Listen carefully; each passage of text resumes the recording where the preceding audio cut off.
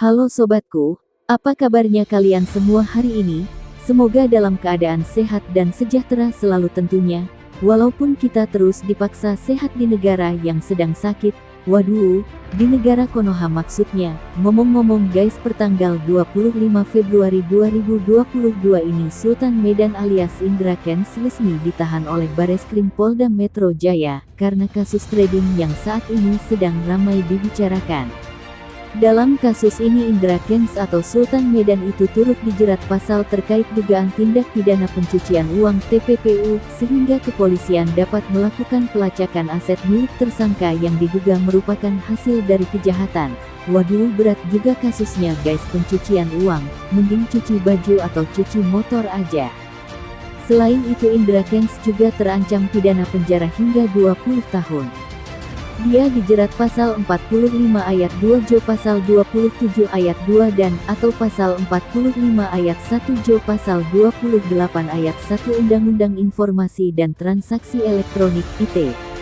Lalu ia juga dijerat pasal 3 dan atau pasal 5 dan pasal 10 Undang-Undang Nomor 8 Tahun 2010 tentang Pencegahan dan Pemberantasan Tindak Pidana Pencucian Uang (TPPU), Jo pasal 378 Jo pasal 55 KUHP.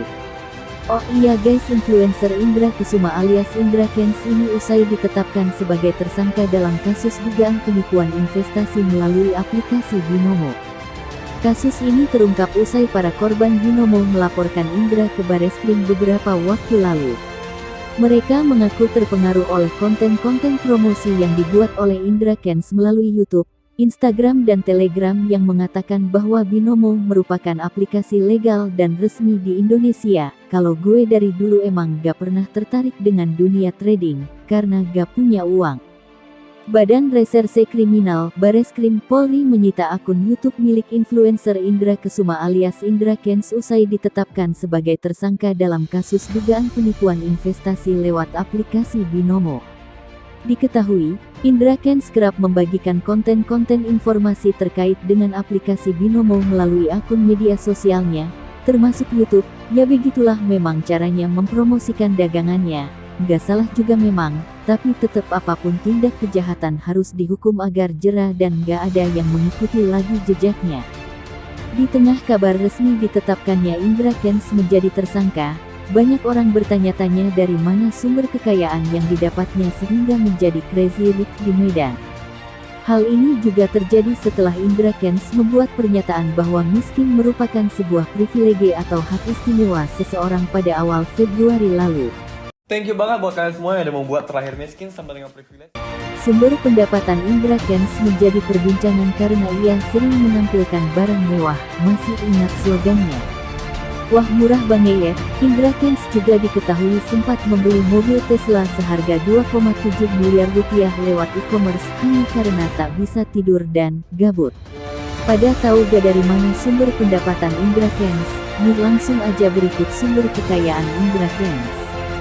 1. Kursus trading. Indra Kents memiliki website kursus pendidikan yang mengajarkan orang untuk belajar trading, jadi dia membuka jasa kursus guys. Situs ini dihadirkan untuk mengajarkan trading bagi para pemula. Lewat kursus trading inilah, Indra Kents mulai merintis berbagai bisnis lainnya. Kursus trading online tersebut dikenal dengan nama kursustrading.com. 2. Creative Agency, Disotif. Kekayaan Indra Kents juga berasal dari kegiatan yang dikembangkannya. Disotif Agency adalah agensi kreatif yang ia dirikan dengan menawarkan berbagai jasa seperti videografi, fotografi, web design, hingga production house. Di perusahaan agensi kreatif di bawah naungan PT Disotif Citra Digital ini, Indra menjabat sebagai direktur utama. 3.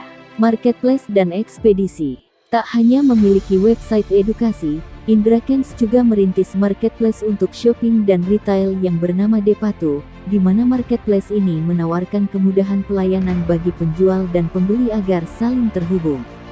Untuk pengiriman barangnya sendiri ia memiliki agen khusus miliknya. 4. Bar dan Longe, Red Wolf Indonesia. Crazy Rich Indra Kents akrab dengan dunia malam kota, ia juga melihat adanya peluang bisnis tentang kehidupan malam. Indra membuka bisnis bar dan lounge yang bernama Red Wolf Indonesia, di mana bisnis ini juga menawarkan perform live music dan juga DJ. 5. Kuliner. Seperti pada Crazy Rich Muda Indonesia umumnya, Indra Kens juga mempunyai bisnis kuliner, seperti kafe hingga kuliner berupa hidangan olahan mie dan menawarkan berbagai minuman kopi serta juga makanan kekinian yang banyak disukai anak generasi milenial. Selain Red Wolf Indonesia, beberapa bisnis kuliner miliknya adalah Literally Cafe dan Mie Jongkok. 6. Botscoin. Mengutip dari Detik.com, ada juga Botscoin yang dikerjakan Indra Kens saat awal kariernya. Digarap pada 2018, proyek kripto ini sudah tercatat dan masuk dalam listing di bursa luar negeri. Botscoin baru meluncur di Indonesia pada 2021. Nah, tadi adalah sumber-sumber kekayaan Indra Kens. Bagaimana menurut lo? Indra Kens juga sudah meminta maaf melalui akun pribadi Instagramnya. Ya guys, maafin nggak? Maafin dong, sebagaimana cara kita memandang manusia, tapi tetap hukuman harus berjalan. Oke guys, segitu aja dulu, terima kasih sudah menonton, kita lanjut lagi nanti, see you.